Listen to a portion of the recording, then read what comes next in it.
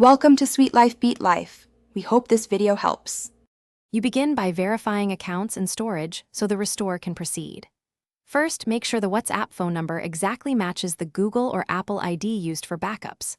Next, check available device space and cloud quota. If you lack space, delete large unused files or free 1 GB to be safe.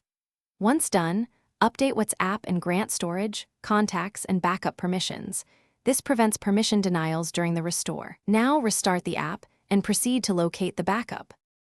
You now locate and verify the actual backup so you don't restore the wrong file. If using cloud, open Google Drive or iCloud and confirm the latest backup date and size. Older or 0-byte backups indicate problems.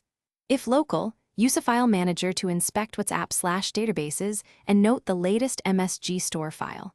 Make sure you are signed into the same phone number and account, otherwise WhatsApp won't offer the restore. Once verified, uninstall and reinstall WhatsApp to trigger the restore. You complete the process by following the app prompts and monitoring the restore. When WhatsApp asks, tap restore and wait until it reaches 100%. Interrupting can corrupt the restore. If it fails, toggle Wi-Fi and mobile data, reconnect to a strong network, then retry. Sometimes a network reset fixes chunked restores. If problems persist, export or copy the local MSG store file to a safe location. Then try renaming the backup and reattempt. One key tip: clear only WhatsApp cache, not app data, before retrying. Thanks for watching.